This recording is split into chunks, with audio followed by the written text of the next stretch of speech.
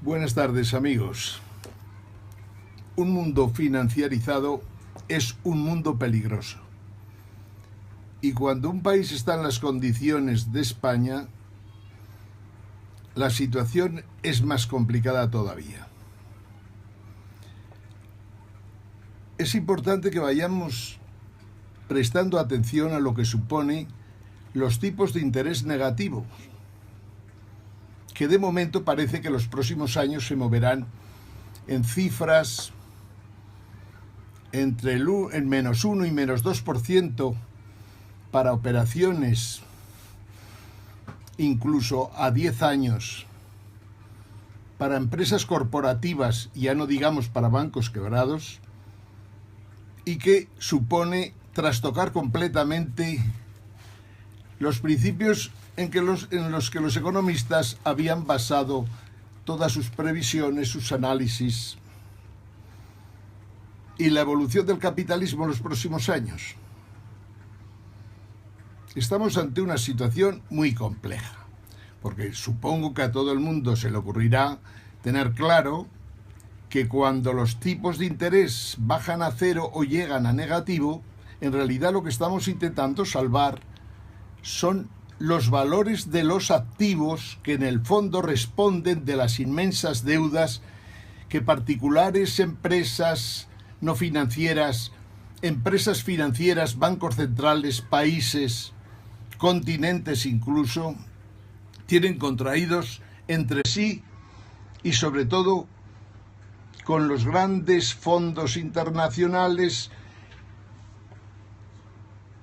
y, por descontado, tienen como centro absoluto el sistema monetario financiero mundial, que está hecho unos zorros desde el año 2007, aunque ya mucho antes ya se veía venir. Los próximos días vamos a hablar de financiarización, lo que supone. ¿Qué quiere decir? Que llevemos los dineros a los bancos y tengamos que pagar por tenerlos depositados. ¿Qué quiere decir? Que tengamos unas pensiones, o mejor dicho, unos fondos que responden de nuestras pensiones que están teniendo rentabilidades negativas y que terminarán quebrados, sin que ningún Estado esté detrás para soportarlos. Esta es la situación en la que vivimos en este 2016, en el que se acaban de celebrar elecciones en España y que suponen para nosotros un grave problema.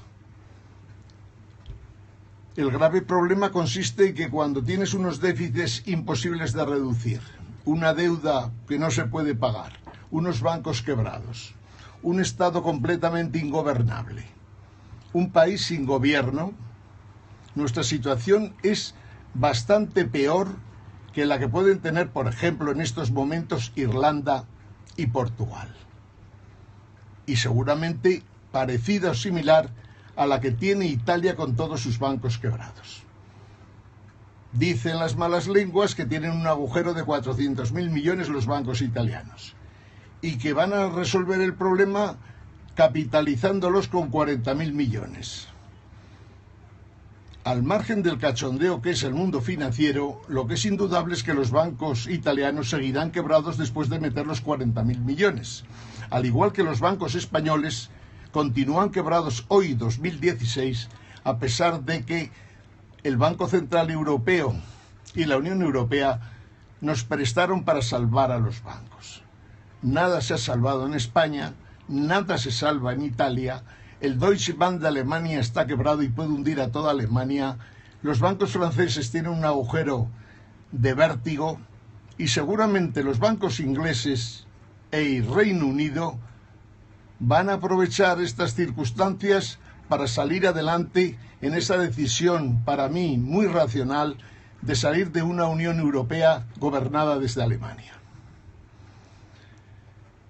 El Reino Unido, sin lugar a dudas, tiene el centro financiero más importante del mundo.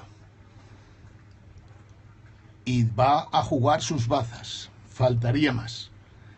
Y las ventajas de estar aislado de Europa es que no tendrá que proceder a rescatar a nadie, sino que si se tiene que rescatar, se rescatará a sí mismo.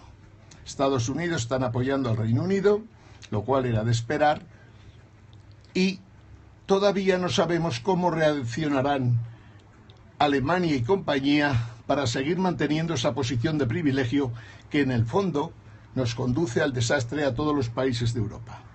Nadie en España se preocupa de lo que está pasando en Europa. Y lo que ocurre en Europa en realidad no es más que el principio de una descomposición que empezó con el Tratado de Maastricht y ha continuado sobre todo con las operaciones de rescate de distintos países europeos que están quebrados y siempre estarán quebrados, salvo que haya quitas que reduzcan su deuda a cifras razonables. No hay que olvidar bajo ningún concepto que el mundo está cambiando, que los billetes, o sea, que el dinero fiat, que no tiene ningún respaldo detrás, es como si fuera papel para escribir o papel de baño, y que por lo tanto, antes o después, aquí va a haber grandes transformaciones. La tecnología, y sobre todo la tecnología financiera, nos ha complicado nuestras vidas. Y la tecnología, sin embargo, tiene que servirnos para hacer frente a una situación terriblemente complicada. Insisto en lo que decía antes.